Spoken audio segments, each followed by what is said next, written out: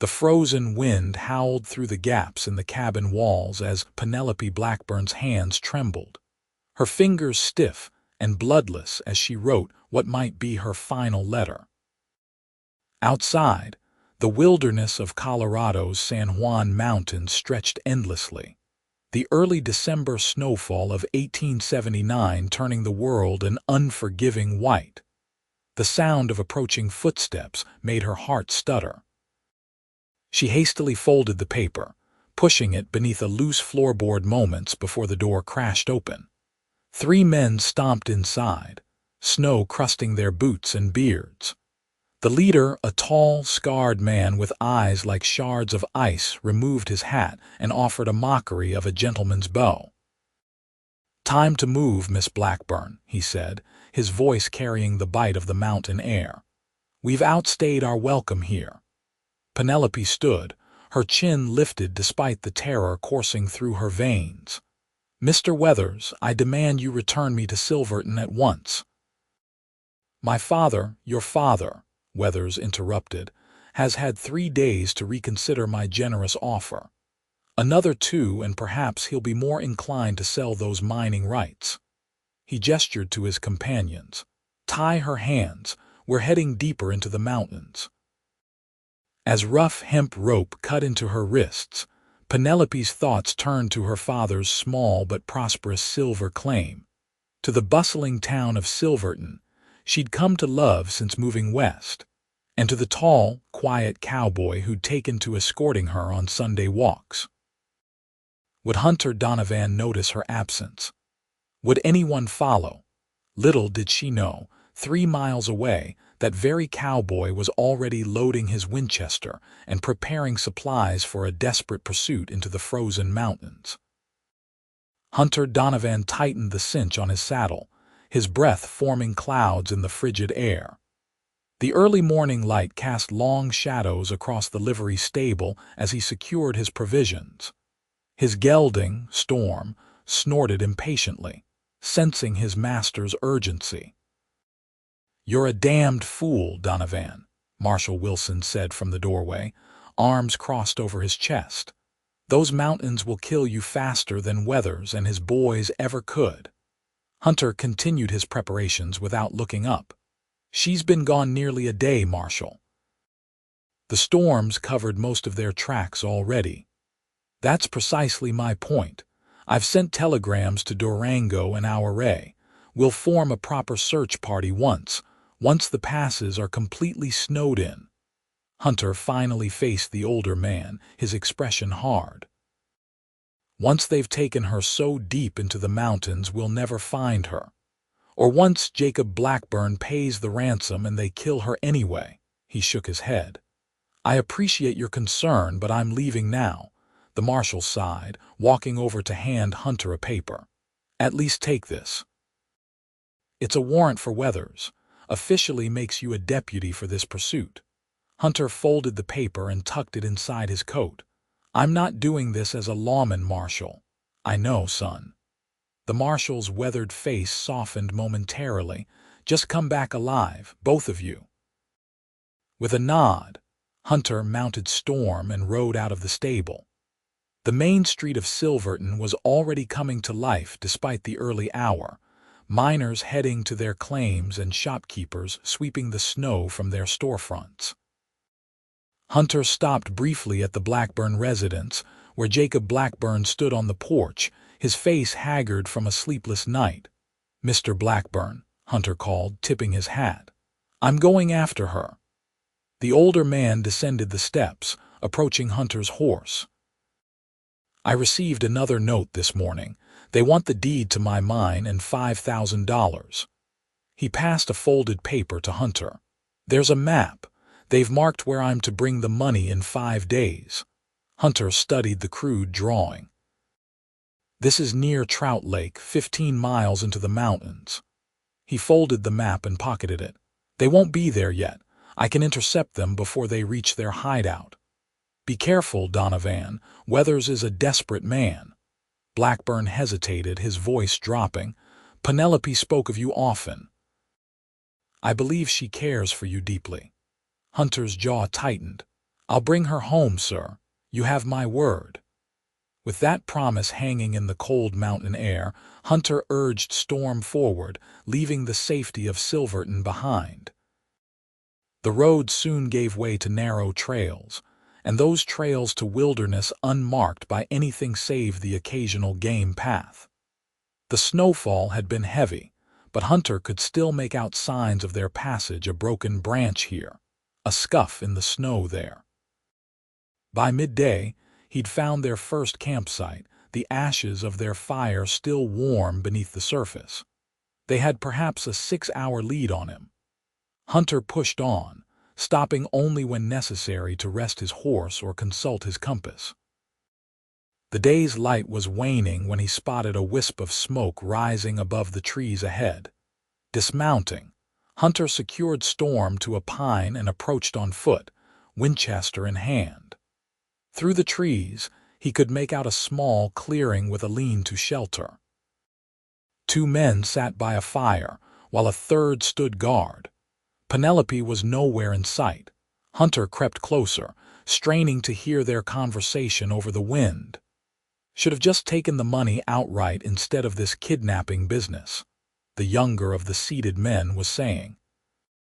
"Shut your mouth, Curtis," Weathers replied, feeding a stick into the fire. "Blackburn wouldn't part with a penny unless we had leverage. His precious daughter is that leverage." "And what happens when we get the money?" the guard asked. Weathers' smile sent a chill through Hunter that had nothing to do with the snow. "We'll be halfway to Mexico before they find her body." Hunter's finger tightened on the trigger. 3 against 1 weren't odds he liked, especially with Penelope's life at stake. He needed to locate her first. Scanning the campsite, he noticed a small tent set back from the fire. A shadow moved within Penelope. Retreating silently, Hunter returned to Storm and led him further from the camp before mounting again. He'd circle around, approach the tent from behind. Night was falling, and with it came a fresh snowfall. Time was against him. Penelope huddled deeper into the threadbare blanket they'd thrown at her hours ago. The tent did little to keep out the biting cold, and her fingers had long since gone numb.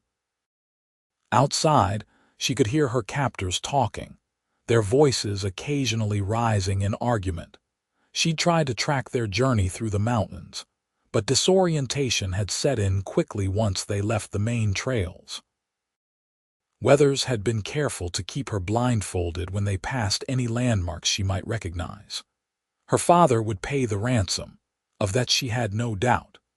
But the cold calculation in Weathers' eyes told her he had no intention of honoring his end of the bargain. A sudden sound outside the tent made her tense, not from the direction of the fire, but from behind. A soft, deliberate rustling.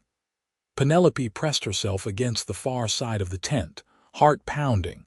The canvas moved and a hand parted the back of the tent. Penelope opened her mouth to scream, only to have a gloved hand gently cover it. "Penelope, it's me," a familiar voice whispered. "Hunter." Relief flooded through her as she recognized the shadowed face of Hunter Donovan. He withdrew his hand once he saw recognition in her eyes. "How did you find me?" she whispered. "I'll explain later." "Are you hurt?" Penelope shook her head. "Just cold. Very cold." Hunter nodded, producing a knife to cut the ropes binding her wrists. "We need to move quietly. They are armed and just a few yards away." As her bonds fell away, Penelope rubbed life back into her hands. "There's a 4th man. He left this morning to scout ahead. He could return any time." Hunter's expression darkened. "That complicates things. Can you walk?" "Yes, I believe so." "Then we need to go now, while the snow is falling heavily enough to cover our tracks." He helped her to her feet, removing his heavy coat and wrapping it around her shoulders. "Stay low and follow me." They slipped out through the back of the tent, Hunter leading Penelope into the darkness of the forest. The snow was falling harder now, limiting visibility but also muffling their footsteps. After several minutes of careful progress, they reached Storm, who nickered softly at their approach. "We can't both ride," Hunter said, helping Penelope into the saddle. "The snow's too deep, and he'll tire too quickly. I'll lead him on foot until we find better ground." Penelope wanted to protest but knew he was right. She settled into the saddle, her body already warming under the protection of his coat. Hunter took Storm's reins and began leading them away from the camp, choosing his path carefully through the deepening snow. They had covered perhaps half a mile when a shout echoed through the trees behind them. "They've discovered I'm gone," Penelope said, her voice tight with fear. Hunter's face was grim as he urged Storm to a faster pace. "We need to find shelter. This storm is getting worse and they'll have horses." "There's an old mining cabin north of here," Penelope recalled. "I saw it when they were bringing me through earlier today. It looked abandoned." Hunter nodded, adjusting their course. "North it is, then. Hold tight, we're going to have to move faster." As they pressed on through the worsening blizzard, Penelope found herself marveling at the man before her. Hunter Donovan had always been a quiet presence in town, respectful, hard-working, and intensely private. Their Sunday walks had been the highlight of her weeks in Silverton, but she'd never imagined he would risk his life to save hers. The realization sent a warmth through her that had nothing to do with his coat. Behind them, the shouts of their pursuers grew louder, carried on the howling wind. The darkness and swirling snow made it impossible to tell how close they were. Hunter's pace quickened, his determined figure breaking trail through snow that was now knee-deep in places. "There," Penelope suddenly pointed ahead, where the dim outline of a structure was just barely visible through the storm. "The cabin." Hunter led them toward it, his movements becoming more urgent. As they drew closer, they could make out the details of a small, abandoned prospector's cabin, its roof partially collapsed on one side but the remainder apparently intact. Reaching the door, Hunter handed Storm's reins to Penelope. "Stay here while I check inside." With his Winchester at the ready, Hunter pushed open the weather-beaten door. The cabin was empty save for an old iron stove, a rickety table, and the remnants of a bed frame. Cobwebs hung from the rafters and the floor was littered with debris, but it was shelter from both the storm and their pursuers. "It's clear," he called, returning to help Penelope dismount.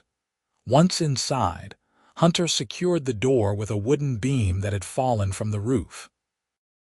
There were no windows on 3 walls, and the 4th faced away from the direction they'd come. He quickly set about gathering the drier pieces of wood scattered about the cabin floor.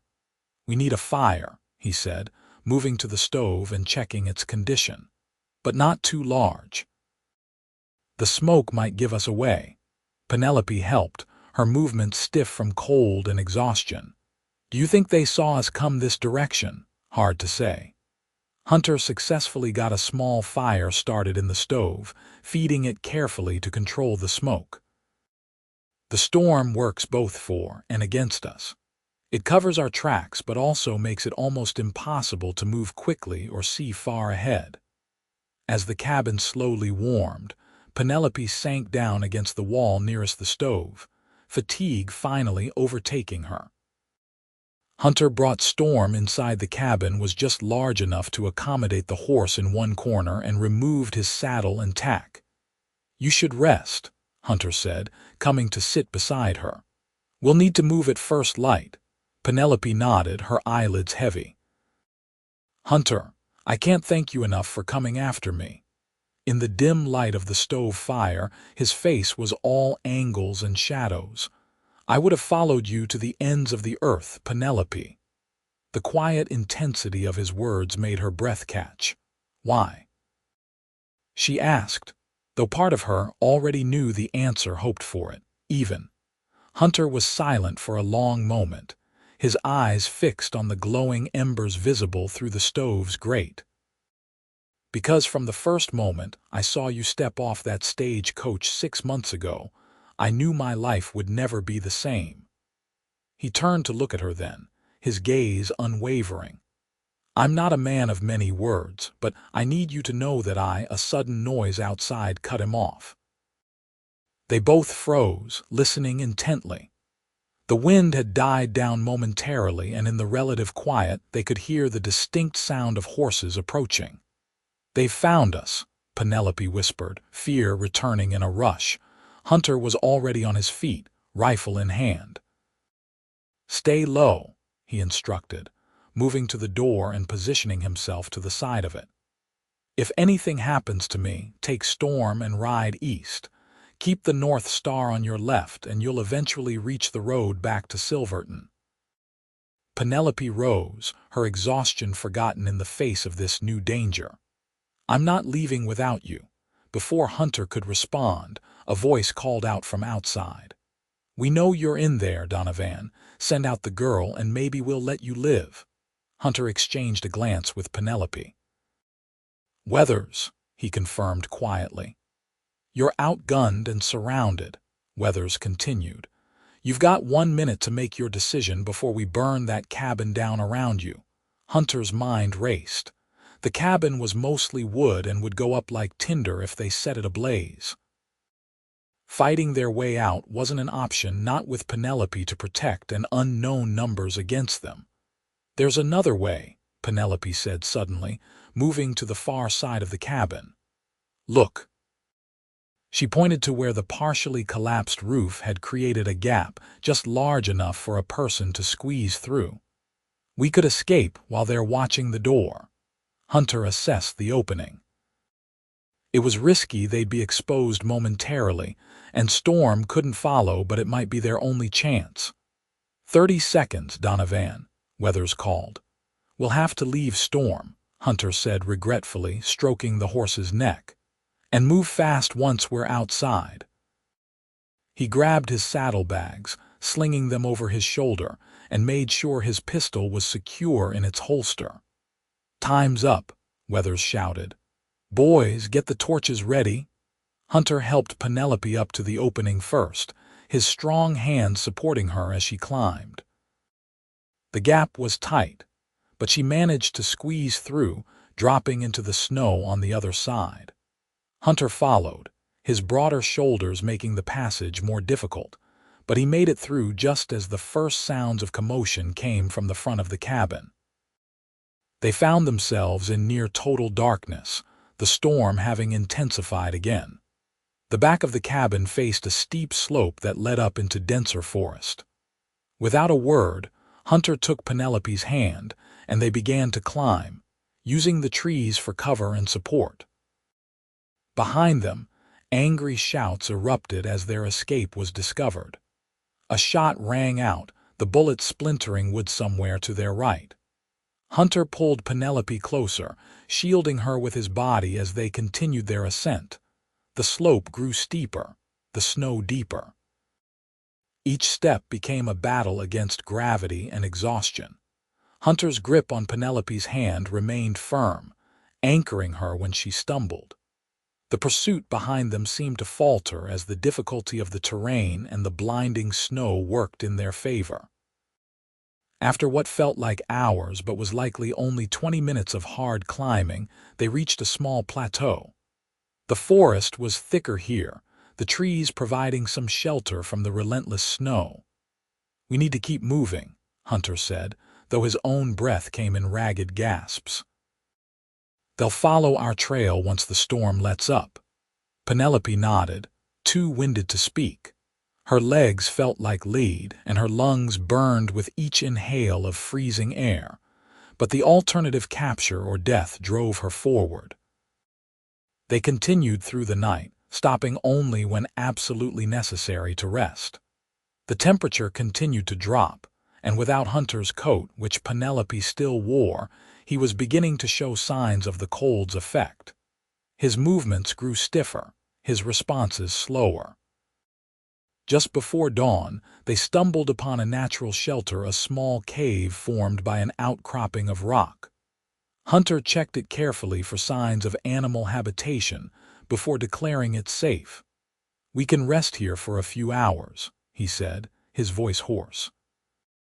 The storm should cover our tracks completely by then. Inside the cave, Hunter managed to start a small fire using the driest materials from his saddlebags and some pine needles gathered from under the rock overhang. The tiny flame provided minimal warmth but was better than nothing. Penelope watched him with concern, noting the violent tremors that occasionally shook his frame despite his efforts to hide them. "You need this more than I do," she said, beginning to remove his coat. Hunter shook his head. "Keep it, I'm fine." "You're not fine, you're freezing to death." Without waiting for his response, she moved closer and opened the coat, creating a space for him. "We'll share it. Body heat is what we need most right now." After a moment's hesitation, Hunter moved beside her, and she wrapped the coat around them both as best she could. His body was ice-cold against hers, but gradually, their combined warmth began to penetrate the chill. "How did you know they'd taken me?" Penelope asked softly, trying to distract them both from their dire situation. Hunter's voice was quiet but steady. "I came to call on you the morning after you disappeared. Your father told me everything about Weathers threatening him for weeks over the mining claim, about finding your room empty and the ransom note." His arm tightened around her. "I knew the storm was coming. I knew if I didn't start tracking them immediately, all signs of their passage would be lost. You could have been killed. You still might be," she added, the reality of their situation settling heavily between them. "Some things are worth the risk." In the faint glow of their meager fire, his eyes found hers. "Some people are worth any risk." Penelope felt tears well up, partly from exhaustion and partly from the emotion his words stirred in her. "I've thought of you every day since we started our Sunday walks," she confessed. "I've imagined a life where we might." She trailed off, uncertain how to express feelings that had grown steadily over months of quiet conversations and shared glances. "I have nothing to offer you," Hunter said, his voice tinged with regret. "Just a small ranch outside of town and a future of hard work." "That sounds perfect to me." Penelope's hand found his, their fingers intertwining. "I didn't come west looking for an easy life. I came looking for a real one." For the first time since their ordeal began, Hunter smiled a small, tender expression that transformed his weather-beaten face. Slowly, giving her every opportunity to pull away, he leaned in. Their lips met in a kiss as gentle as it was profound, a promise made in the midst of danger. When they parted, Penelope rested her head against his chest, listening to the steady beat of his heart. Despite everything, the cold, the pursuit, the uncertainty of survival, she felt a sense of peace wash over her. "We should try to sleep," Hunter murmured against her hair. "I'll take first watch." "Wake me in 2 hours," Penelope insisted. "You need rest too."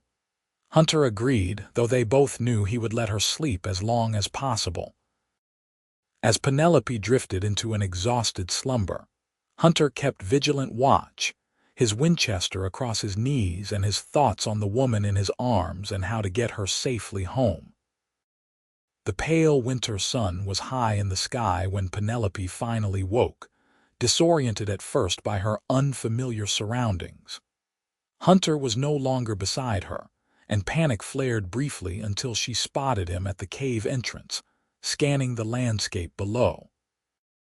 "You let me sleep far too long," she said, coming to join him. "You needed it." He turned to her, his expression serious. "The storm has passed, but there's something you should see." Following his gaze, Penelope saw what had caught his attention. Far below, perhaps a mile away, 3 riders were moving slowly through the snow, methodically searching the area. "Weathers and his men," Hunter confirmed before she could ask. "They're persistent, I'll give them that." "What do we do?" Hunter pointed to the mountains rising behind them. "We keep climbing.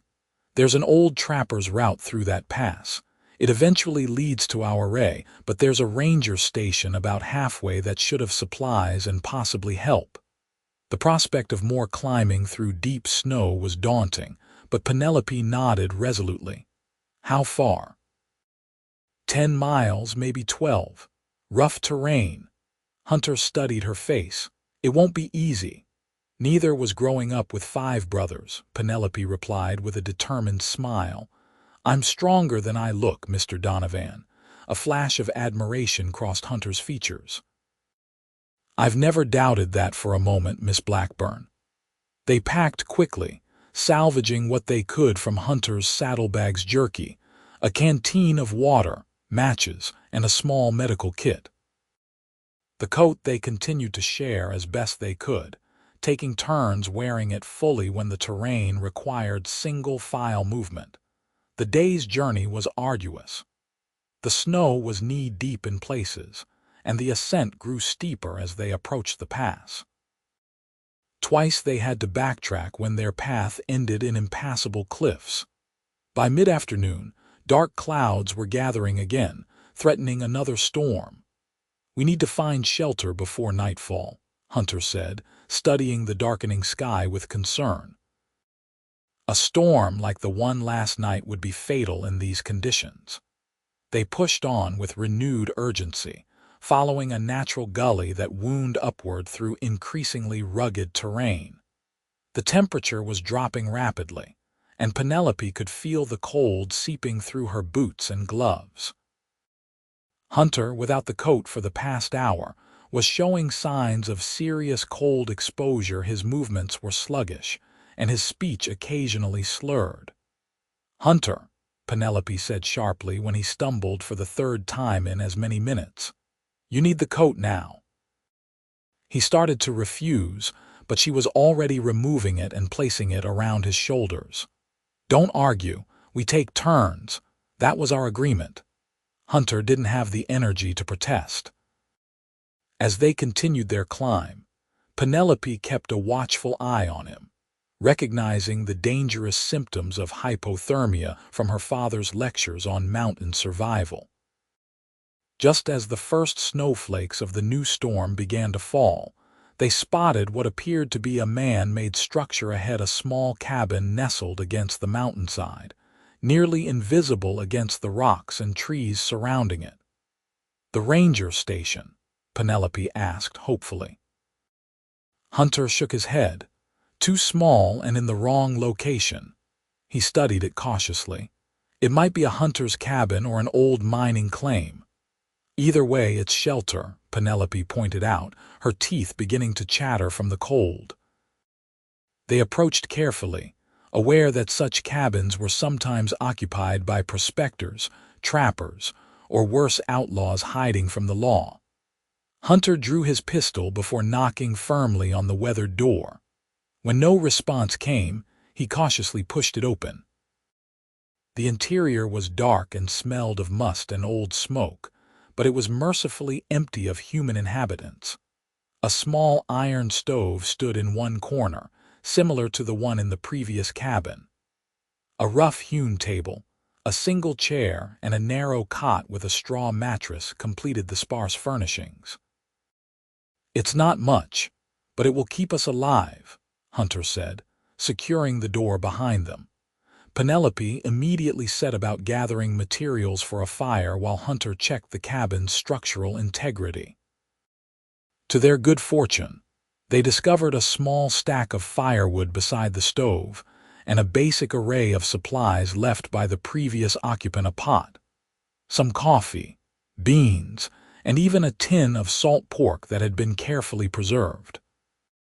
Once the fire was lit and beginning to warm the tiny space, Hunter finally relaxed enough to sit on the edge of the cot. Penelope noted with concern that his hands were still shaking, and his face remained alarmingly pale. "You need to warm up properly," she said, her tone brooking no argument. She guided him to lie down on the cot and covered him with his coat and a thin blanket she'd found folded at the foot of the bed. Then she set about preparing a simple meal from their combined supplies. Outside, the wind picked up, driving snow against the cabin walls with increasing ferocity. Their pursuers would be forced to seek shelter as well, buying them precious time to recover their strength. As a warm stew of beans and salt pork began to bubble over the stove, Hunter's color gradually improved. He sat up, accepting the tin cup Penelope offered him with a grateful nod. "You're quite the wilderness survivor, Miss Blackburn," he remarked after several spoonfuls of the hot stew. Penelope smiled, taking a seat on the floor near the stove. "My father insisted I learn practical skills after my mother died. He said a woman in the West should know how to fend for herself." Her expression grew contemplative. "I think he was preparing me for the day he wouldn't be there to protect me. He'd be proud of how you're handling all this," Hunter said softly. Penelope looked up at him, her eyes reflecting the firelight. "He always spoke highly of you, you know. Said you were one of the few honest men he'd met since coming west." A hint of color that had nothing to do with the warmth of the stove touched Hunter's cheeks. "Your father is a good judge of character. I've always respected him." "Is that why you never formally called on me?" Out of respect for my father, the directness of her question seemed to surprise him. He set his empty cup aside, considering his answer carefully. "Partly," he admitted. "But mostly because I didn't think I had the right to. You're educated, cultured. I barely finished school before I was working cattle drives. What could I possibly offer someone like you?" Penelope moved to sit beside him on the cot, her proximity causing his breath to catch. "What about companionship, understanding, a partnership built on mutual respect and—" She hesitated, then pressed on. "Love." Hunter's eyes held hers, the vulnerability in them unlike anything she'd seen from this stoic cowboy. "Are those things really enough?" "They're everything," Penelope whispered, placing her hand gently against his cheek. "Everything that matters." This time it was Penelope who initiated the kiss, her lips finding his with a certainty that surprised them both. Hunter responded with careful restraint at first, as if afraid she might vanish if he held her too tightly. But as the kiss deepened, his arms encircled her, drawing her closer until she could feel the steady rhythm of his heart against her own. When they finally parted, breathless and flushed, the howling storm outside seemed distant and unimportant. For this moment, in this tiny cabin perched on the side of a mountain, they had found sanctuary in each other. "We should rest while we can," Hunter said eventually, though he made no move to release her from his embrace. "Tomorrow will be another long day." Penelope nodded, reluctantly pulling away to bank the fire for the night. The cot was narrow, barely wide enough for one person, but neither suggested sleeping separately. Hunter positioned himself against the wall, making room for Penelope to lie beside him, her back against his chest. He covered them both with his coat and the blanket, his arm a protective weight around her waist. "I'll keep you safe," he murmured against her hair. "I promise." Penelope believed him. Despite their perilous situation, despite the men hunting them and the deadly winter surrounding them, she felt safer in Hunter Donovan's arms than she had anywhere else since coming west. "I know you will," she whispered back, her fingers intertwining with his. "And I'll do the same for you." As sleep claimed them both, the storm raged on, burying their tracks and, for the moment, keeping their pursuers at bay. Dawn broke clear and blindingly bright, the sun reflecting off fresh snow that had transformed the landscape overnight. Hunter woke first, carefully extricating himself from Penelope's sleeping form to check their surroundings. From the cabin's single window, he surveyed the terrain below, looking for any sign of pursuit. The valley was pristine, unbroken white as far as he could see. The storm had done its work well, covering any tracks and making travel difficult for man or beast. Still, Hunter knew Weathers wouldn't give up easily. The man had too much at stake. Penelope stirred, blinking sleepily in the morning light. Any sign of them? "Not yet," Hunter replied, turning from the window, "but they'll be coming. Weathers isn't the type to let a snowstorm stop him." Penelope sat up, running a hand through her tangled hair. Despite their dire circumstances, Hunter couldn't help but notice how the morning light caught the auburn highlights in her brown hair, how her eyes seemed to reflect the gold of the sunrise. Even disheveled and weary, she was the most beautiful woman he'd ever seen. "We should eat and get moving then," she said practically, rising to stoke the stove's embers. They shared a simple breakfast of coffee and the last of their jerky, planning their route as they ate. The ranger station Hunter had mentioned was still their best hope, approximately 5 miles further along the pass, if his recollection of the area was correct.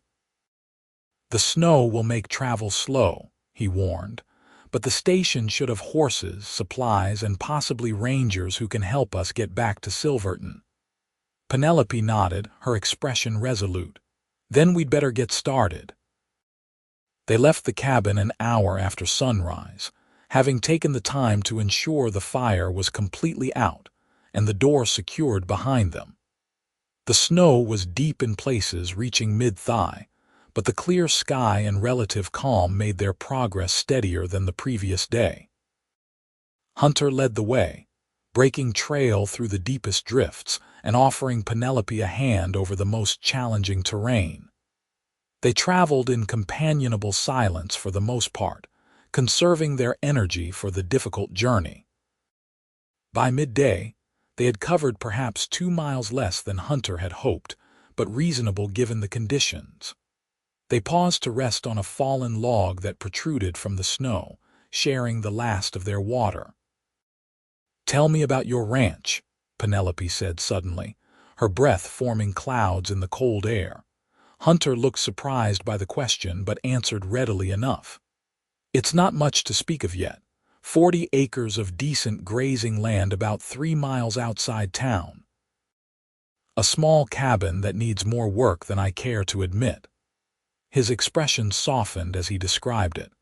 "But there's a creek that runs year-round, even in the driest summers, and from the front porch you can see all the way to the mountains we're sitting on now." "It sounds wonderful," Penelope said sincerely. "It's a start," Hunter replied, a hint of pride in his voice. "I've been saving to buy the adjacent property. Another 60 acres would make it a proper cattle operation."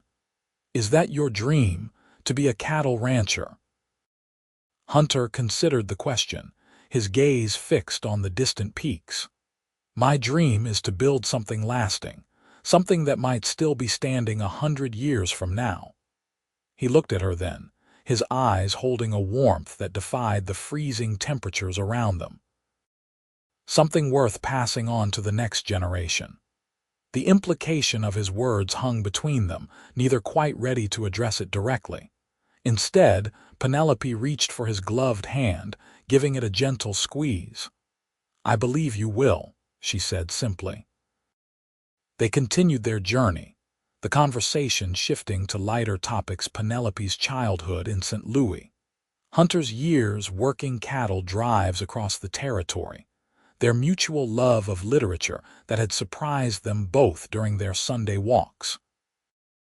The afternoon was waning, the shadows lengthening across the snow when Hunter suddenly raised a hand for silence.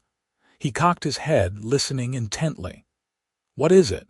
Penelope whispered, instantly alert. "Horses," Hunter said grimly. "At least 3 coming up from the valley." Penelope's heart sank.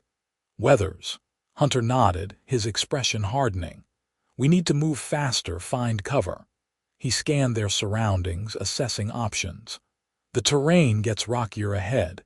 If we can reach those outcroppings before they spot us, we might be able to lose them again." They abandoned their measured pace, pushing forward with renewed urgency. The sound of horses grew steadily louder behind them, though the riders remained out of sight beyond a bend in the trail.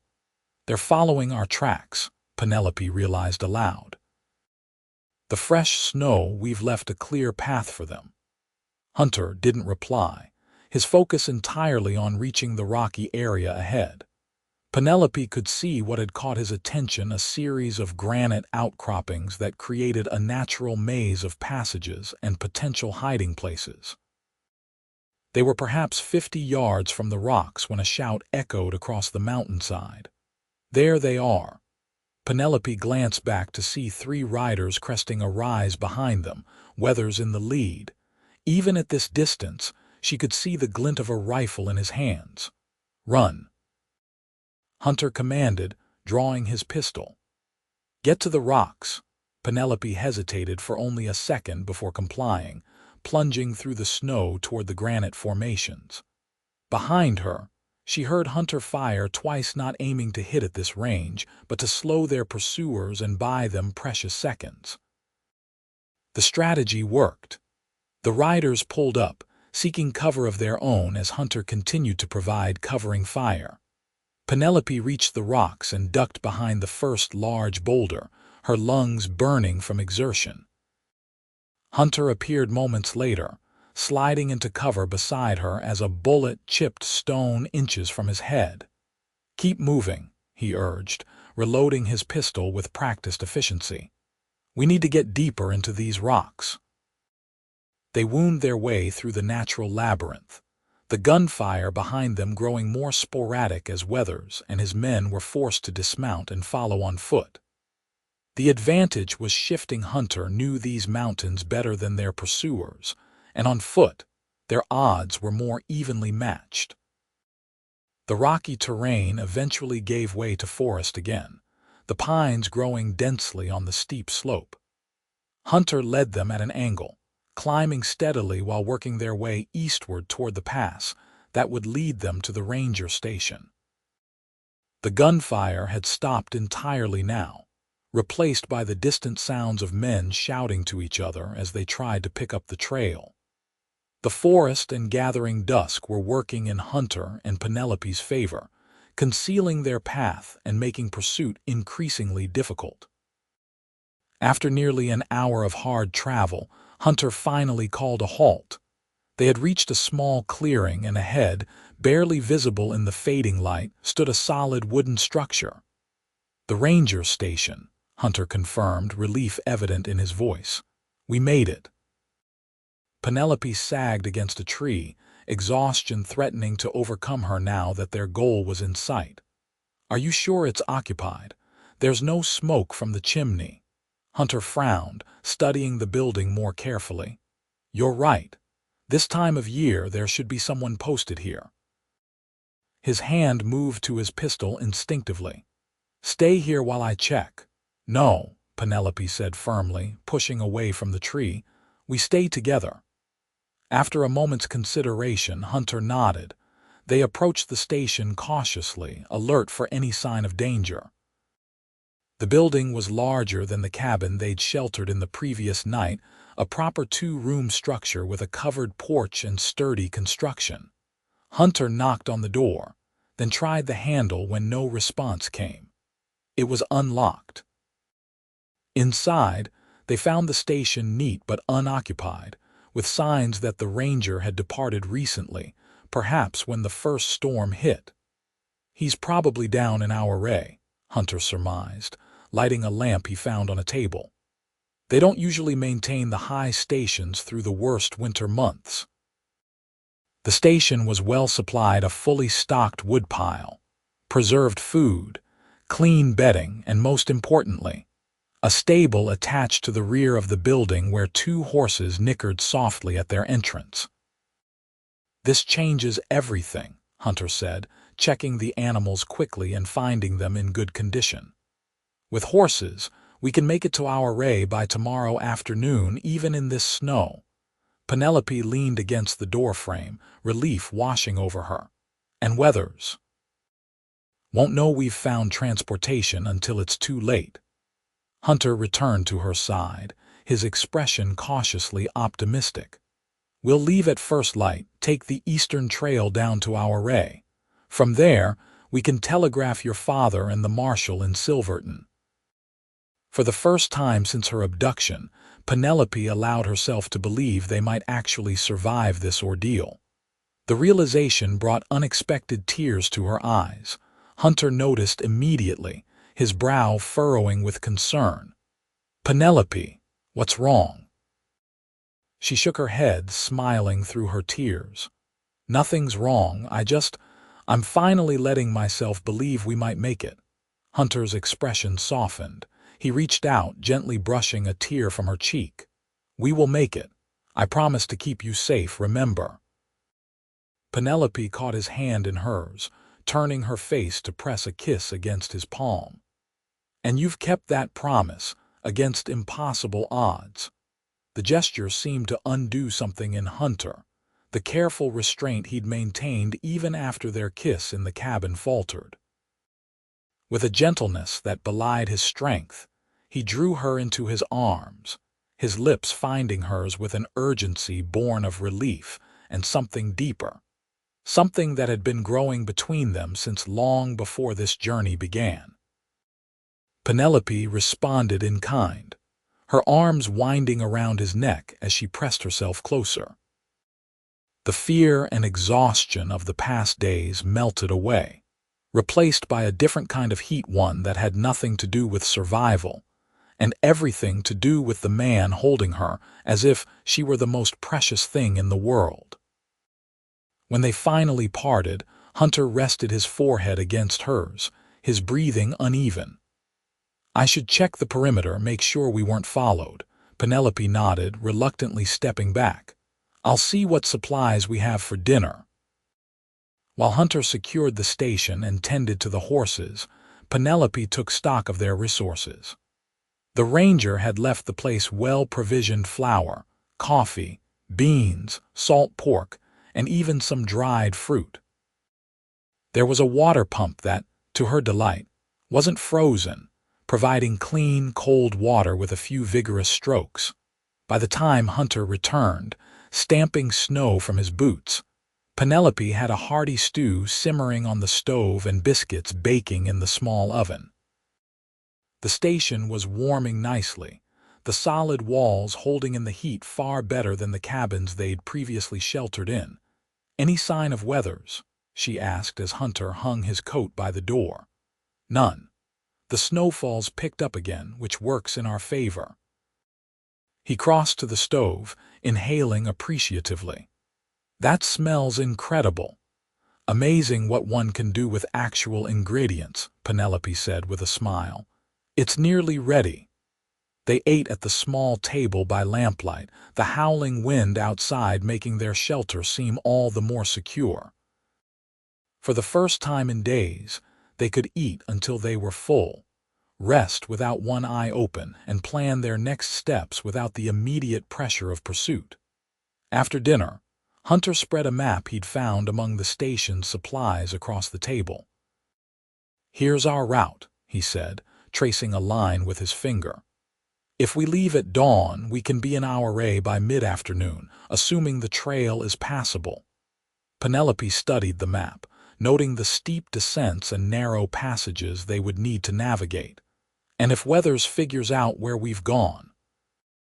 "He'd have to find this station first and then catch up to us on foot. With the horses, we'll have too much of a head start." Hunter folded the map decisively.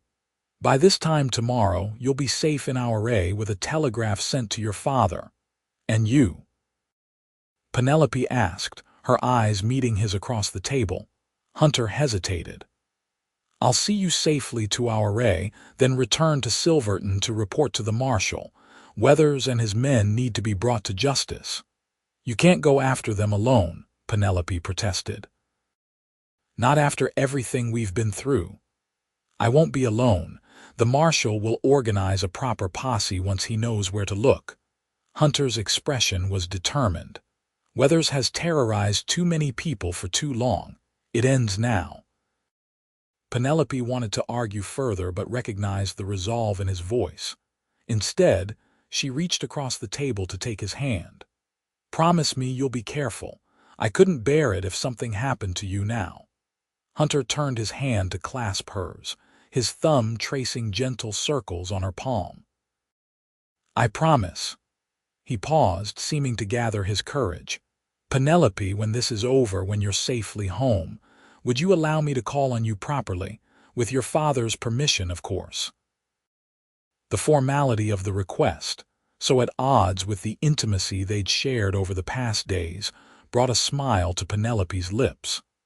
Hunter Donovan, after everything we've been through together, I think we're well past the point of formal courtship. A hint of uncertainty flickered in his eyes. What are you saying? Penelope stood, circling the table without releasing his hand. When she reached his side, she tugged gently, encouraging him to stand as well. Face to face, she placed her free hand against his chest, feeling the steady beat of his heart beneath her palm. I'm saying that I don't want to wait for propriety's sake. Life is too uncertain, too precious to waste a single moment. Her voice was soft but unwavering. I love you, Hunter. I think I have since the day you first tipped your hat to me on Silverton's Main Street. The confession hung in the air between them, and for a heart-stopping moment, Penelope feared she had overstepped. Then Hunter's arms were around her, lifting her effortlessly until her feet no longer touched the floor. His kiss was different this time, sure, uninhibited, a promise rather than a question. When he set her down again, his smile was radiant. I've loved you from the first, Penelope Blackburn. Loved you enough to follow you into frozen mountains, and I'd do it again without hesitation. Penelope laughed, a sound of pure joy that seemed to fill the small station. Let's hope that won't be necessary. Later, as they prepared for sleep, the single bed in the station presented a practical dilemma that neither of them acknowledged directly. In wordless agreement, they settled into it together, Penelope's back against Hunter's chest, his arm draped protectively over her waist. The intimacy of the position felt natural, right, as if they had been sleeping this way for years rather than days. Good night, Hunter, Penelope murmured, already drifting toward sleep. Good night, my love, he replied, his lips brushing her temple. Outside, the wind continued its mournful song and snow fell steadily, but within the ranger station they had found a warmth that defied the winter's chill. Dawn arrived with an eerie stillness that Hunter recognized immediately upon waking. The wind had died completely, and the quality of light filtering through the station's windows had the flat, diffuse quality that often preceded a major storm.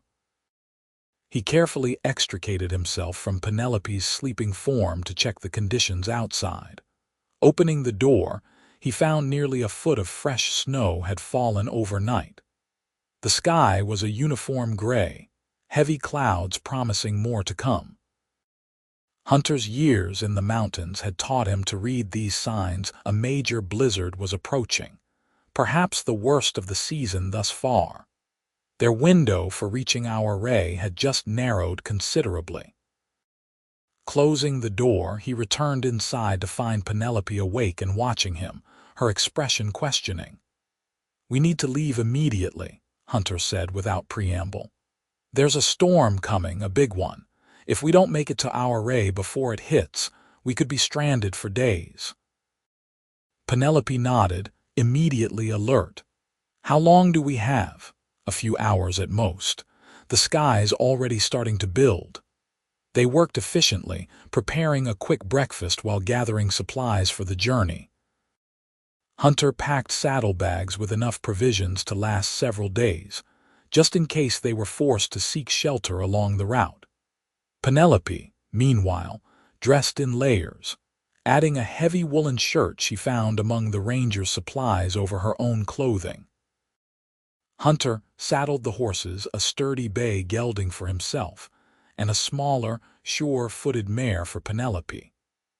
Both animals were mountain-bred and accustomed to difficult terrain, a stroke of fortune that might well save their lives in the hours ahead. As they led the horses from the stable, Hunter paused to survey their surroundings one final time. The forest was eerily quiet, the usual sounds of wildlife muted by the snow and impending storm. He saw no sign of pursuit, but that didn't mean Weathers had given up. "Stay close to me," Hunter instructed as they mounted. "The trail gets narrow in places, and visibility might become a problem if the snow starts again." Penelope nodded, settling into her saddle with the confidence of an experienced rider. "Lead on. I'll be right behind you." They set out at a steady pace, the horses picking their way carefully through the deep snow. The trail descended gradually at first, winding through pine forests that offered some protection from the biting cold. Hunter kept them moving at the fastest pace that was safe, acutely aware of the darkening sky above the tree canopy. After an hour's ride, they emerged from the forest onto a more exposed section of trail that hugged the mountainside. Below them, the valley fell away steeply, offering a breathtaking view of the rugged landscape stretching toward our ray. In clear weather they might have seen the town itself, but today the distant vista was obscured by low-hanging clouds. "How much farther?" Penelope asked, bringing her mare alongside Hunter's gelding where the trail widened. "About 7 miles as the crow flies," Hunter replied, pointing to a distant pass. "But the trail winds quite a bit. We need to drop down into that valley, then climb again before the final descent to town." Penelope studied the route, her expression determined. "We can make it before the storm hits." Hunter wasn't as certain but nodded anyway. "If we keep up this pace, we have a chance." They continued, the trail growing increasingly treacherous as they began the steep descent into the valley. In several places, drifts had completely obscured the path, forcing Hunter to dismount and lead his horse, testing for secure footing before proceeding. Midway down the slope, the first snowflakes began to fall, large, wet flakes that quickly increased in intensity. The wind rose with them, driving the snow horizontally across the exposed mountainside. Visibility deteriorated rapidly, the distant landmarks disappearing into a swirling white void. "We need to move faster." Hunter called back to Penelope, who was now barely visible despite being only a few yards behind him. They urged their horses to a faster pace, taking calculated risks on terrain they would have navigated more cautiously under better conditions.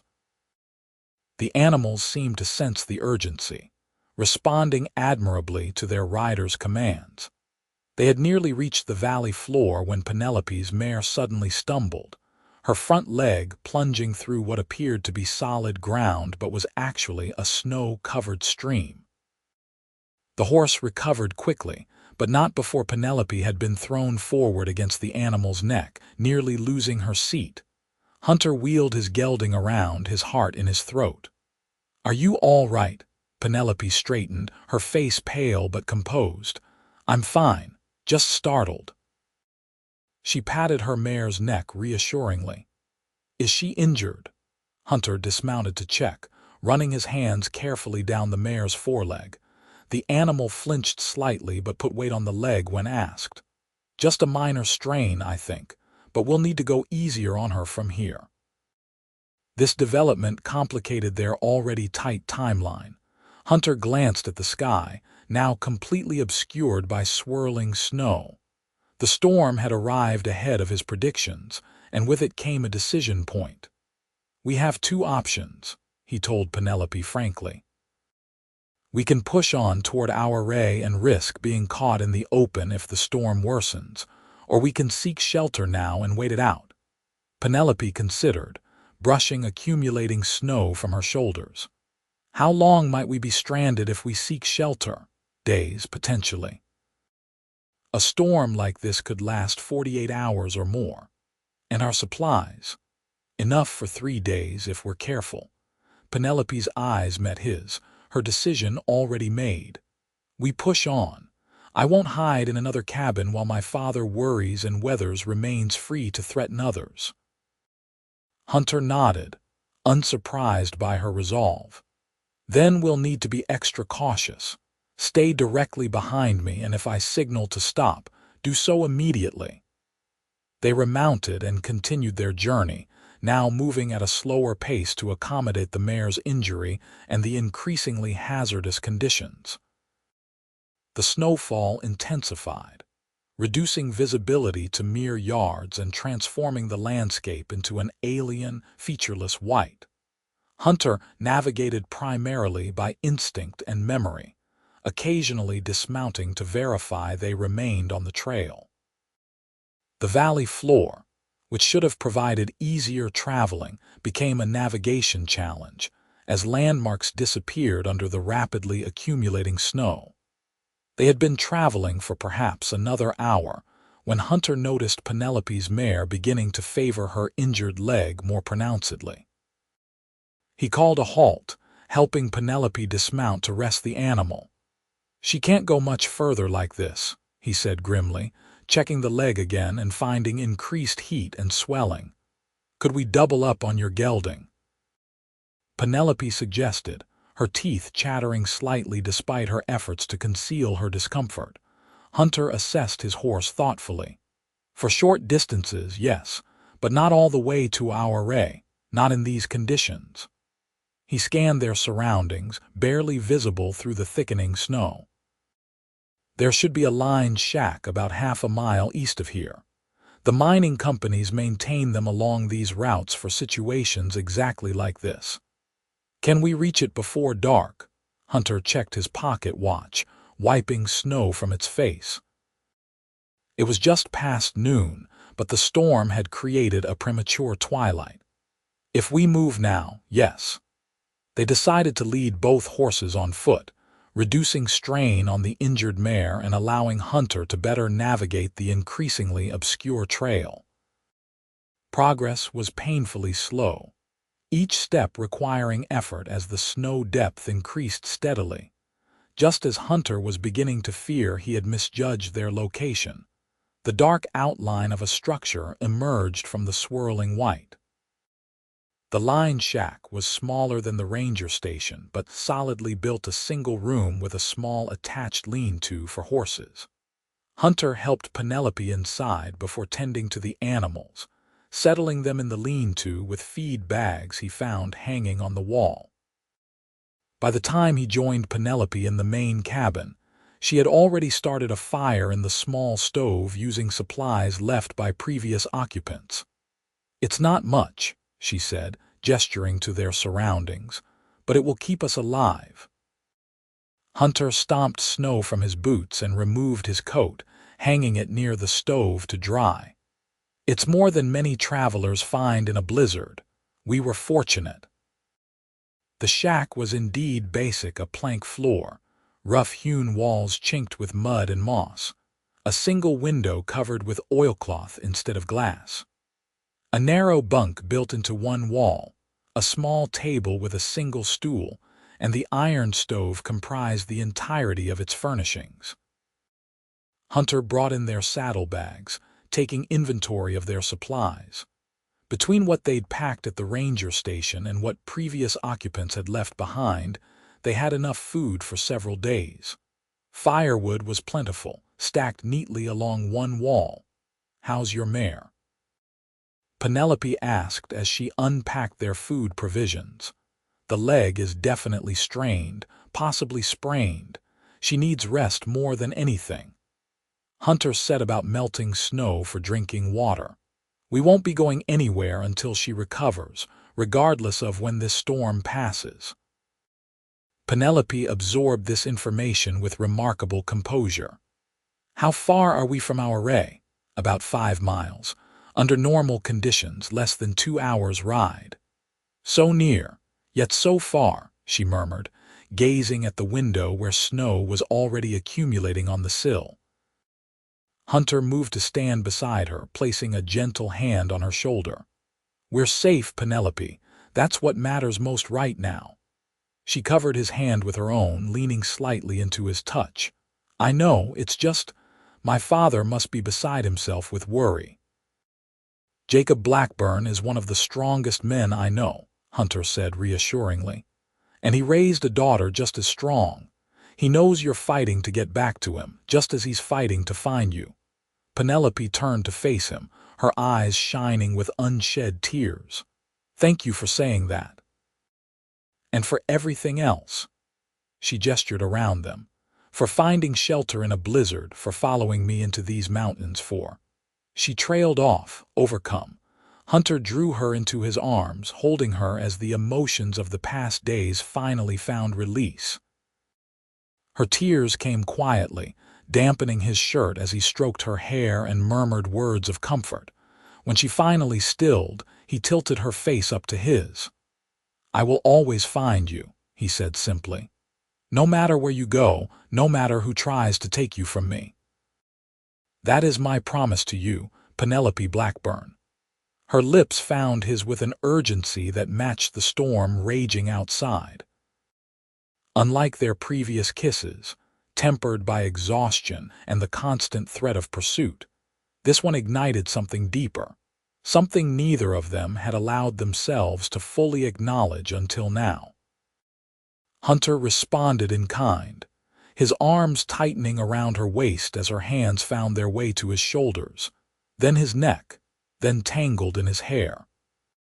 The small shack seemed to disappear around them, the howling wind and driving snow receding until there was nothing but the two of them, wrapped in each other's embrace. When they finally parted, both breathless, Hunter rested his forehead against hers. "Penelope," he began, his voice husky, "I want to do this properly. When we get back to Silverton, I want to speak to your father to ask for his blessing." Penelope's smile was radiant despite her tear-stained cheeks. "And if he says no?"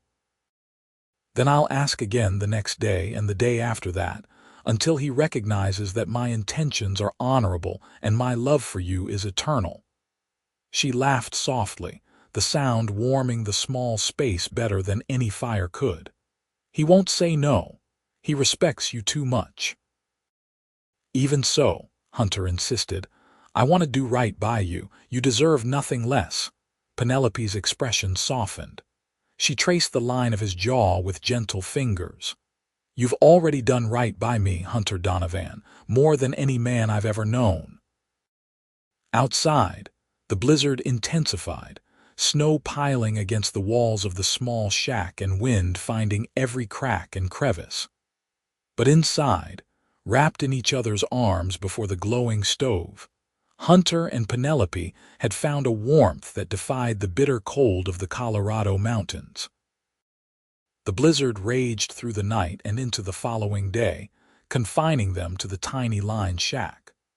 Hunter ventured out only to tend to the horses and gather more snow to melt for water. Each time he returned, his coat crusted with ice and his beard white with frost, Penelope's relief was palpable.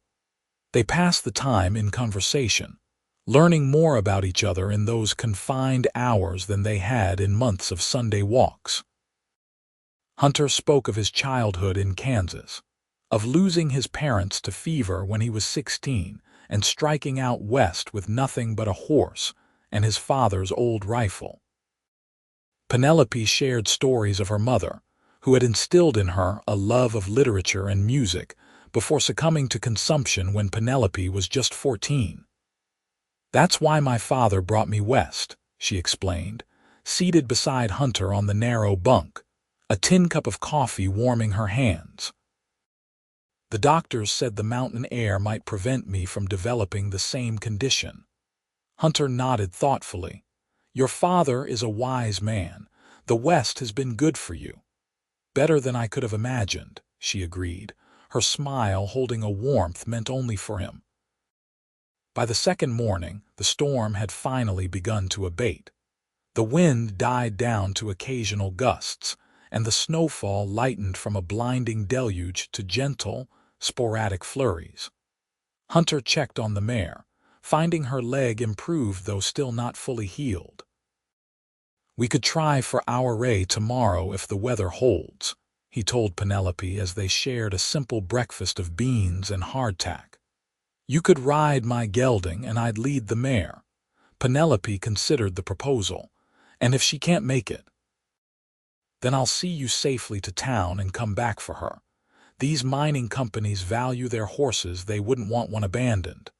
I'm not leaving you, Penelope said firmly. If we go together. Hunter recognized the determination in her voice and didn't argue. Instead, he suggested using the day to prepare for their departure, ensuring their supplies were organized and their route planned as best as possible given the altered landscape outside.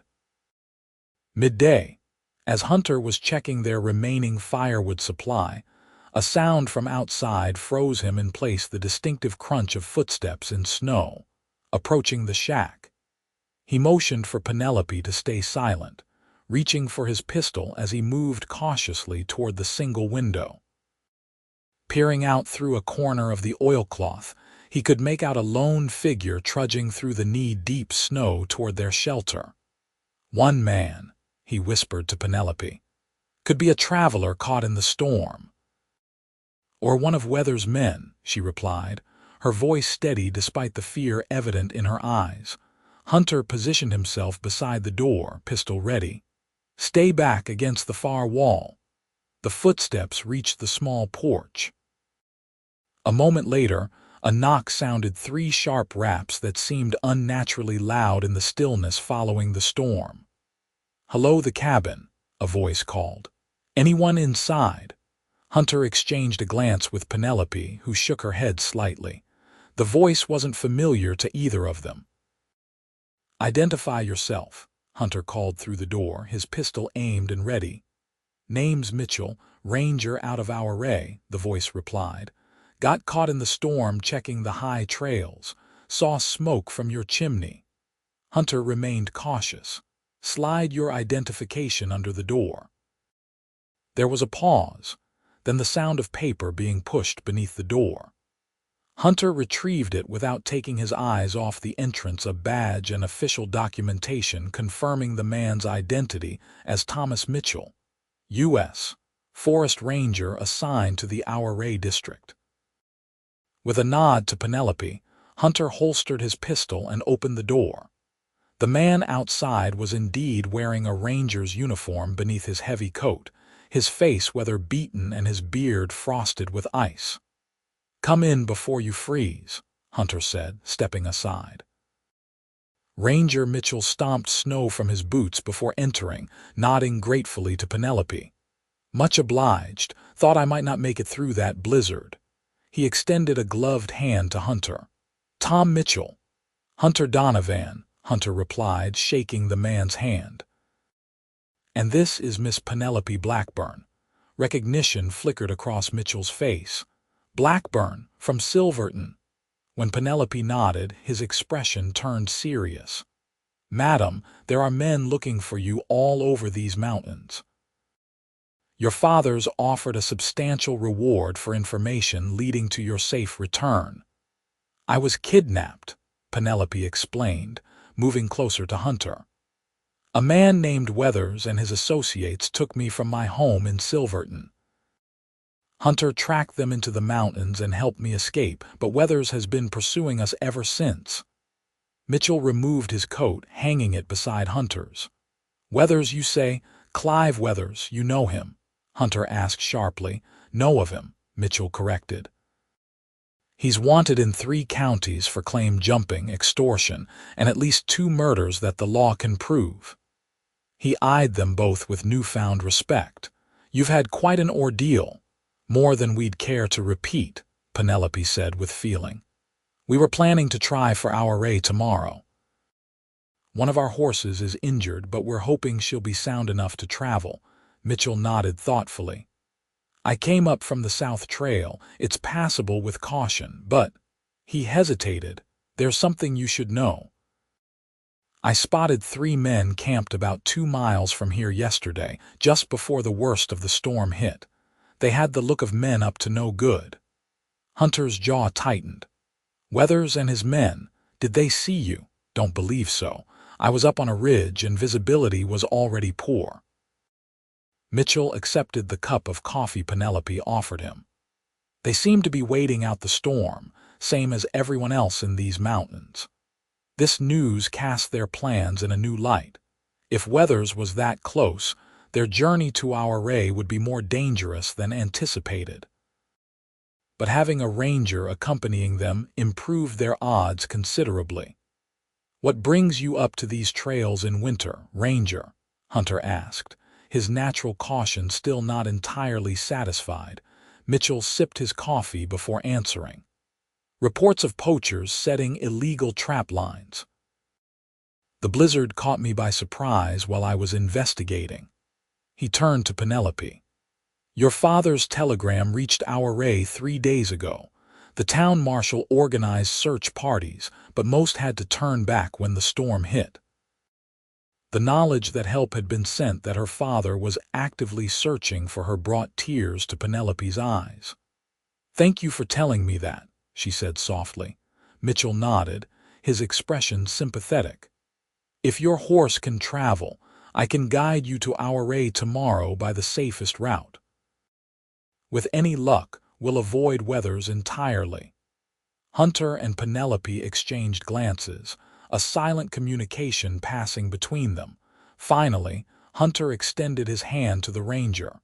"We'd be grateful for your assistance." With their new allies' help, they spent the remainder of the day preparing for their journey.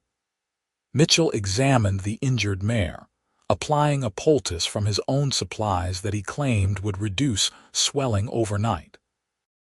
He also shared his more detailed knowledge of the trails, helping Hunter plan a route that would avoid the area where he'd spotted Weathers' camp. As night fell, the three of them shared a meal of beans, salt pork, and the last of the coffee. Mitchell entertained them with tales of his 10 years as a ranger in the San Juan Mountains, his deep knowledge of the area evident in every anecdote. "Been through some winters that would freeze the blood in your veins," he told them, warming his hands by the stove. "But there's no place on earth more beautiful come spring. You must love it to stay through such hardships," Penelope observed. Mitchell's weathered face creased in a smile. "Love it like a man loves a difficult woman, with my whole heart despite the challenges." He glanced between Hunter and Penelope, his eyes knowing. "But I suspect you two understand something about that kind of devotion."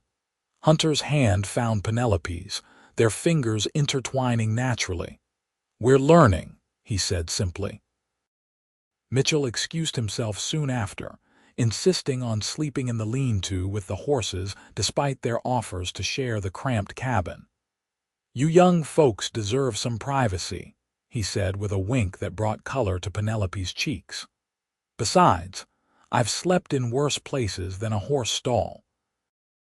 Once alone, Hunter and Penelope prepared for what they hoped would be their last night in the mountains. The prospect of reaching our ray the next day, of safety and civilization, seemed almost unreal after their days of danger and uncertainty. "You trust him?" Penelope asked quietly as they settled onto the narrow bunk together. Hunter considered the question seriously. "His credentials seem genuine, and his knowledge of the area is impressive, but we'll stay alert just in case." Penelope nodded, nestling closer to his warmth. "I can hardly believe we might be safe in our ray tomorrow. It feels like we've been running forever."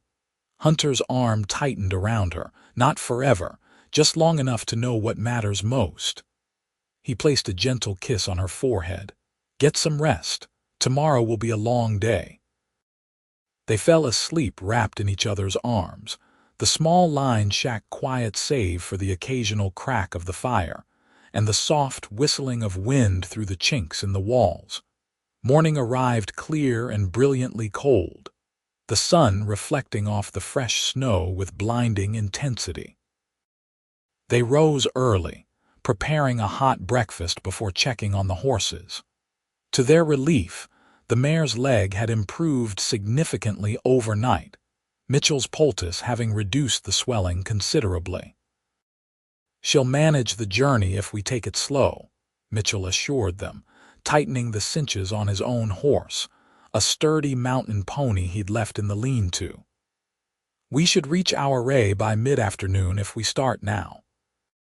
They set out just after sunrise, Mitchell leading the way with Hunter and Penelope following close behind. The snow was deep, often reaching the horses' chests in drifts, but the animals moved forward steadily, seeming to sense their riders' determination to reach civilization. True to his word, Mitchell led them on a circuitous route that avoided the area where he'd spotted Weathers' camp. The going was slow and at times treacherous, especially when they navigated narrow trails along steep slopes where a single misstep could send horse and rider plummeting hundreds of feet. By midday, they had made good progress, covering perhaps 3 miles of difficult terrain. The sun remained bright, warming their faces despite the frigid air. From their elevated position on a ridge, they could occasionally glimpse what Mitchell identified as the outskirts of our ray in the distant valley below. "We're making good time," the ranger commented as they paused to rest the horses. "Another few hours, and you'll be safe in town." Penelope's spirits lifted at the tangible progress. The knowledge that her ordeal was nearly over, that she would soon be able to send word to her father that she was safe, filled her with renewed energy. They continued their descent, the trail gradually becoming less steep as they approached the valley floor. Mitchell remained vigilant, occasionally stopping to survey their surroundings or listen for sounds that might indicate other travelers or pursuers. They had just navigated a particularly challenging section of trail when Mitchell, riding slightly ahead, suddenly raised his hand for them to halt. Hunter immediately tensed, his hand moving to his pistol.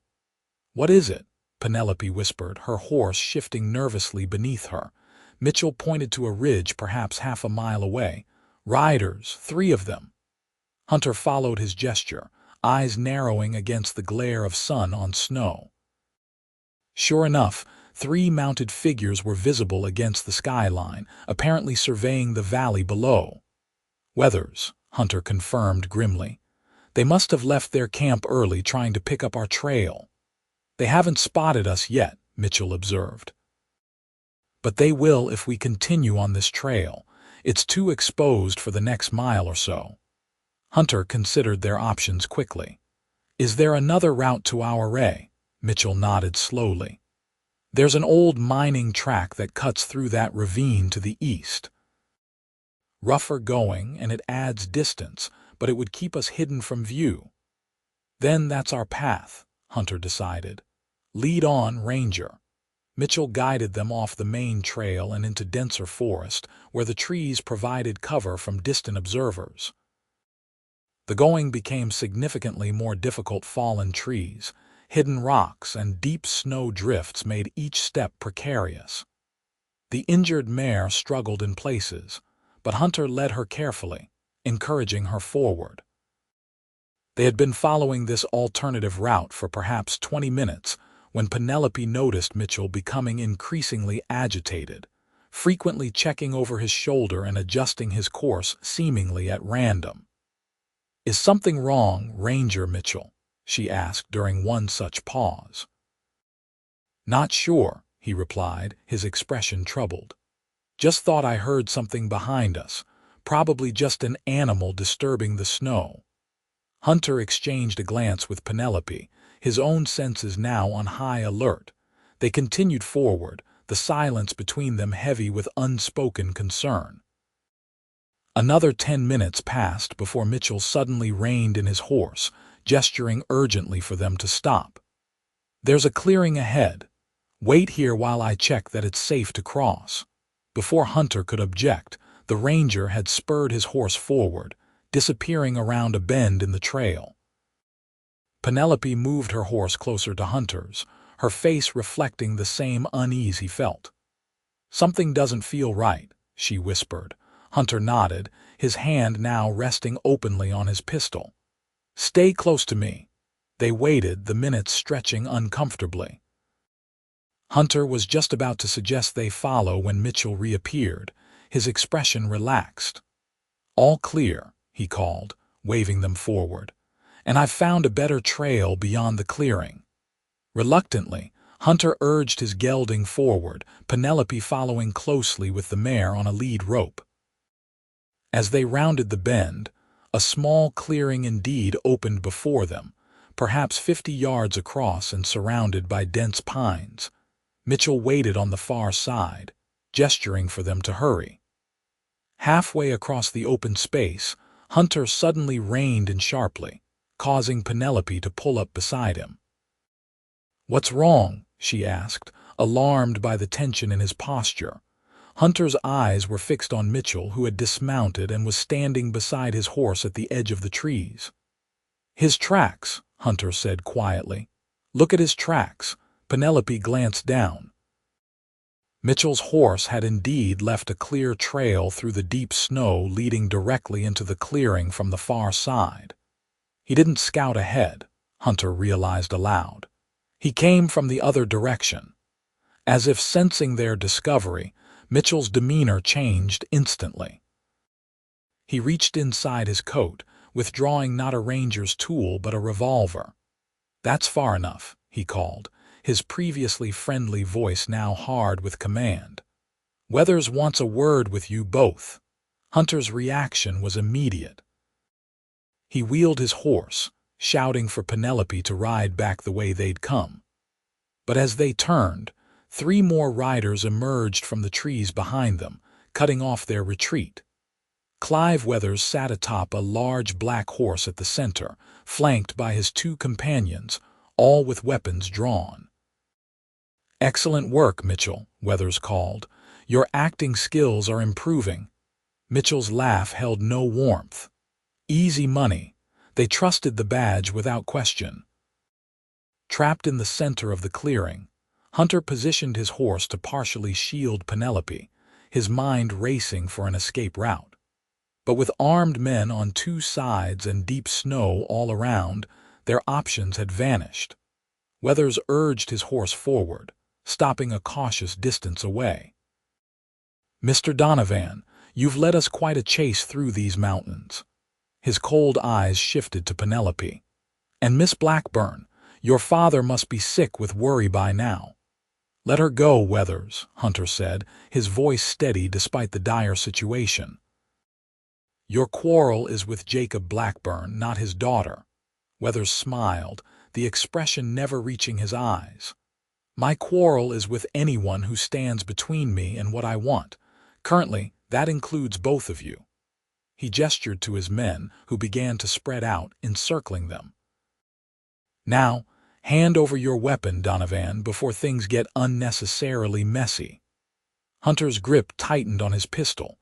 4 against 1 were impossible odds, especially with Penelope to protect, but surrender meant certain death for both of them. "Hunter," Penelope said softly beside him, "whatever happens, I want you to know that I don't regret a moment of these days with you." Her words, spoken with such quiet conviction, crystallized something within him. He turned to her, meeting her gaze with an intensity that communicated everything he couldn't say aloud. "Trust me," he whispered before turning back to face Weathers. "Time's up, Donovan," Weathers called, raising his rifle. "Your gun. Now." Hunter slowly raised his hand, the pistol held loosely as if in surrender. Then, in one fluid motion, he fired not at Weathers or his men, but at a massive load of snow perched precariously on a branch directly above Mitchell. The shot rang out, echoing across the clearing. For a split second, nothing happened. Then, with a sound like distant thunder, the snow dislodged, cascading down onto the false ranger and his horse. The animal reared in panic, throwing Mitchell before bolting into the trees. The distraction was momentary but sufficient. Hunter wheeled his gelding and spurred it directly toward the weakest point in their encirclement, a gap between Weathers and one of his men. Penelope followed instantly, the injured mare finding unexpected strength in the urgency of the moment. Gunshots exploded behind them as they crashed through the perimeter, snow flying in their wake. Hunter felt a burning sensation across his upper arm but didn't slow. They plunged into the forest, branches whipping past as they urged their horses to greater speed. "Head downhill," Hunter shouted to Penelope. "Toward our ray. Don't stop for anything." The sounds of pursuit erupted behind them, shouted commands and the pounding of hooves. Their horses were tired from days of difficult travel, unlikely to outpace fresh mounts for long. Their only advantage was Hunter's knowledge of the terrain, and the head start his unexpected move had provided. They rode hard, following the natural contours of the land downward toward the valley. The trees began to thin, suggesting they were approaching either a clearing or the edge of the forest altogether. Hunter glanced back, unable to see their pursuers but hearing them not far behind. Then, as they burst from the tree line, a new sound reached them, voices ahead, multiple men calling out. For a heart-stopping moment, Hunter feared they had ridden straight into another trap. But as they cleared the last of the trees, an extraordinary sight greeted them. A line of mounted men stretched across the trail ahead, at least a dozen, all armed. At their center, Jacob Blackburn sat atop his distinctive gray stallion, his face lined with worry but his posture unbowed. Beside him, Marshal Wilson from Silverton raised a hand in greeting. "Hunter, Penelope," the marshal called. "Ride to us, quickly." Relief surged through Hunter as they urged their exhausted horses toward the search party.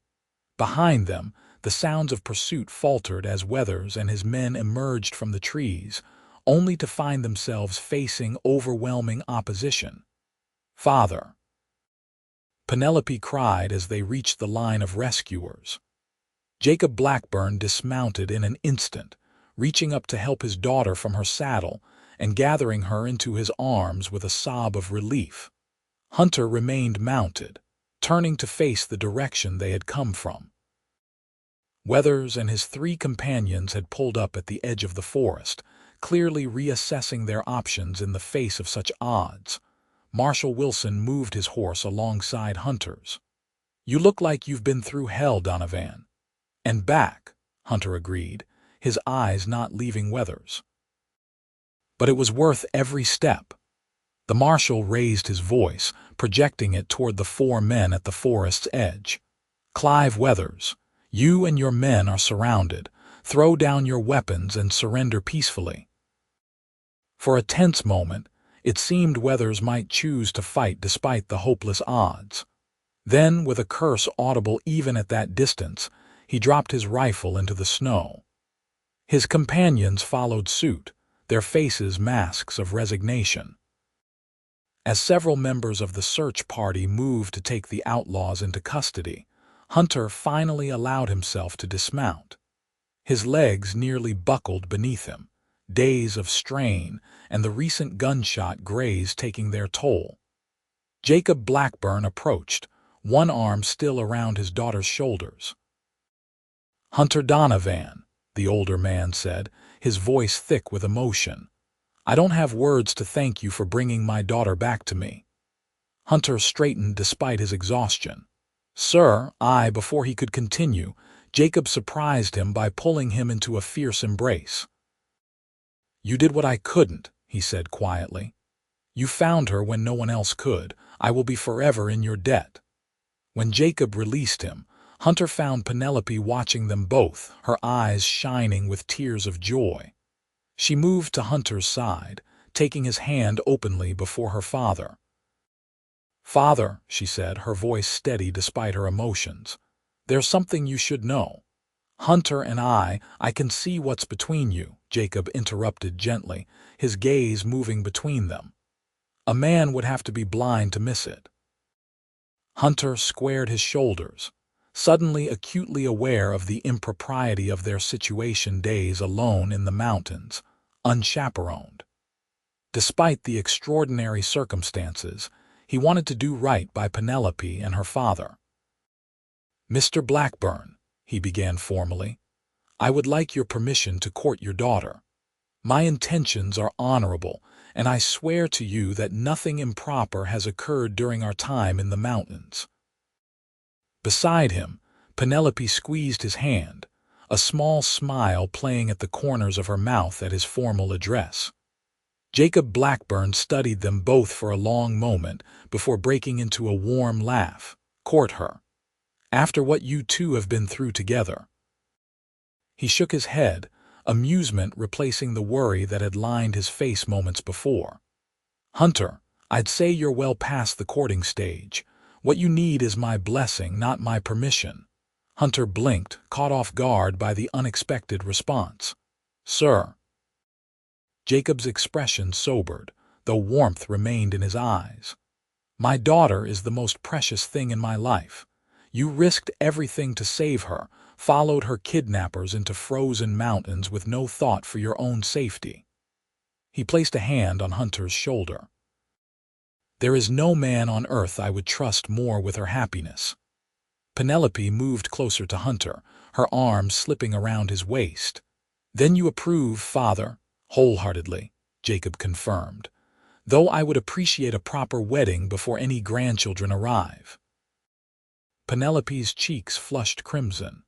"Father," Jacob laughed again, the sound reflecting his profound relief and joy. "Come, let's get you both to our ray and have that arm looked at, Hunter. You can tell us your full story once you've had food and rest."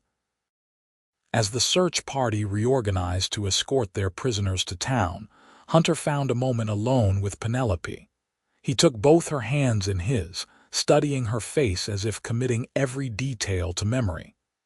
"We made it," he said softly. "Against all odds, we made it."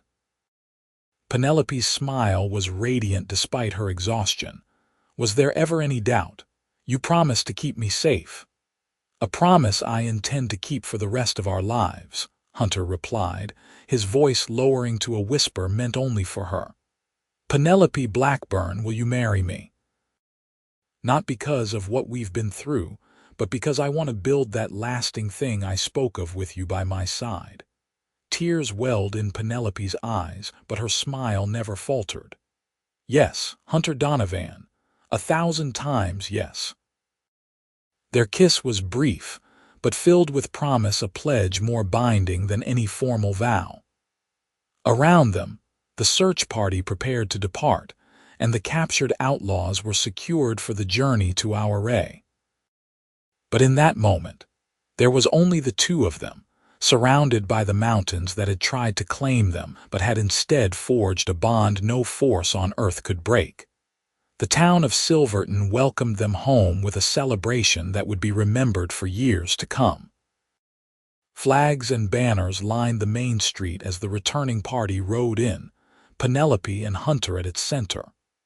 The townspeople had turned out en masse, cheering their return and the capture of Weathers and his gang. The subsequent trial was swift, the evidence overwhelming. Clive Weathers and his men, including the false Ranger Mitchell, were sentenced to lengthy terms in the territorial prison for kidnapping, attempted murder, and numerous other crimes that came to light during the proceedings. Jacob Blackburn hosted a dinner at his home the evening following the sentencing, inviting only Hunter and Marshal Wilson to share in the family's relief at justice being served. After the meal, as the marshal regaled them with tales of the search efforts, Jacob drew Hunter aside.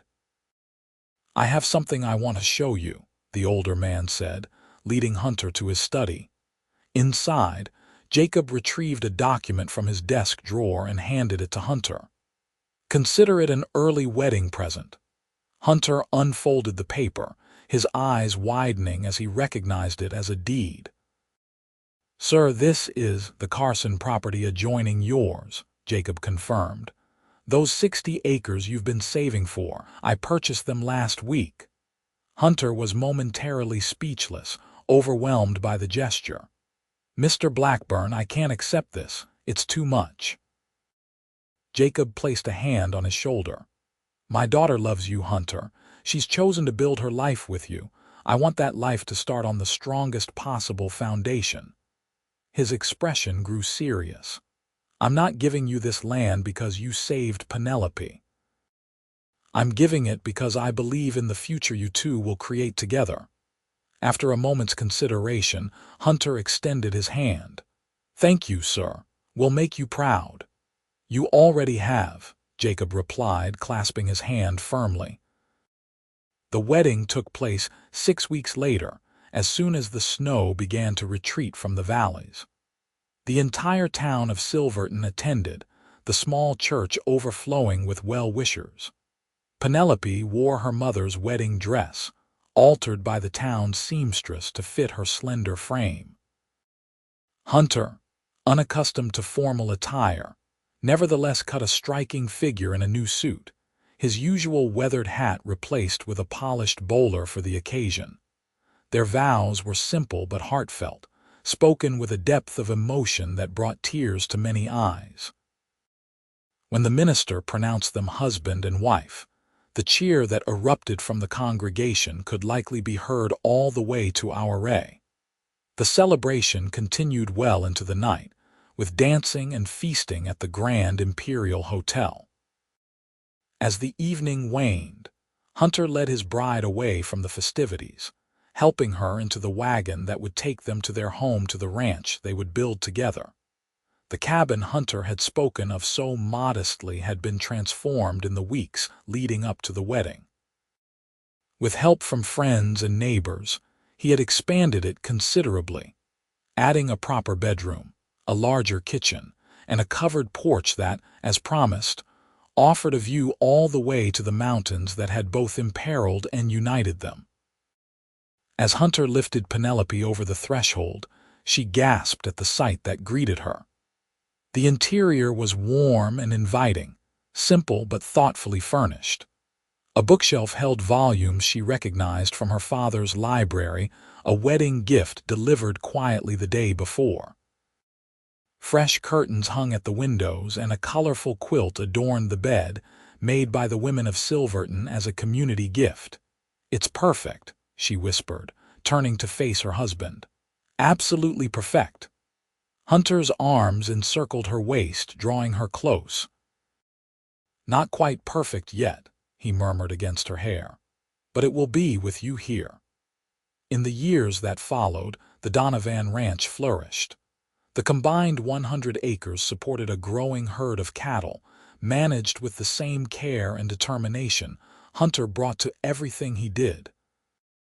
Penelope, far from being merely a rancher's wife, became an integral part of the operation, her education and insight helping to expand their business beyond what Hunter had initially envisioned. They welcomed their first child, a son they named William Jacob, 2 years after their wedding. A daughter, Elizabeth Rose, followed 18 months later. Both children grew strong in the mountain air, inheriting their father's quiet strength and their mother's quick intelligence.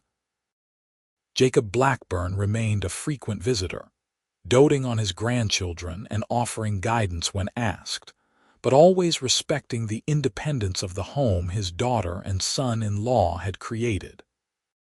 His mining interests eventually expanded beyond Silverton, but he never relocated, choosing to remain close to his family.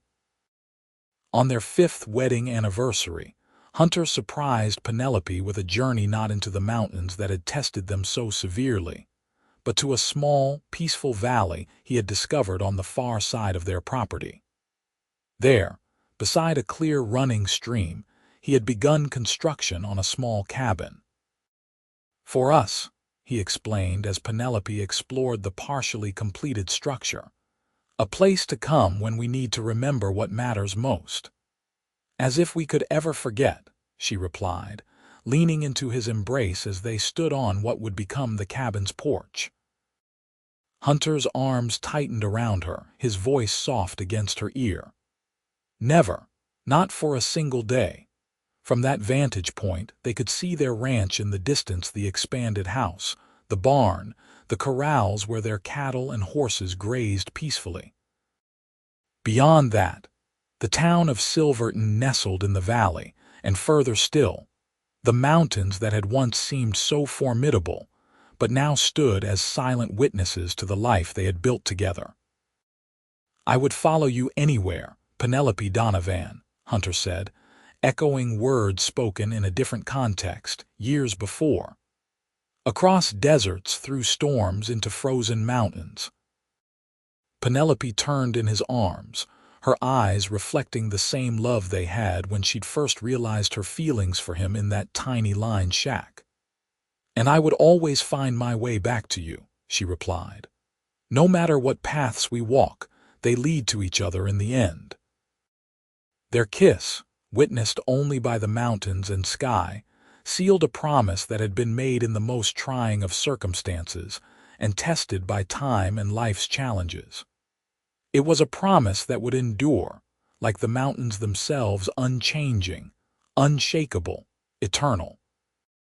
In the years and decades to come, the story of Hunter and Penelope Donovan would be told and retold throughout the San Juan Mountains, how a determined cowboy had followed a kidnapped woman's tracks for 3 days into the frozen wilderness, how love had blossomed amid danger and desperation, how 2 souls had found each other against impossible odds. But for Hunter and Penelope, it was never just a story. It was their life, their truth, their shared journey, a path they had chosen to walk together, come whatever storms might rise before them.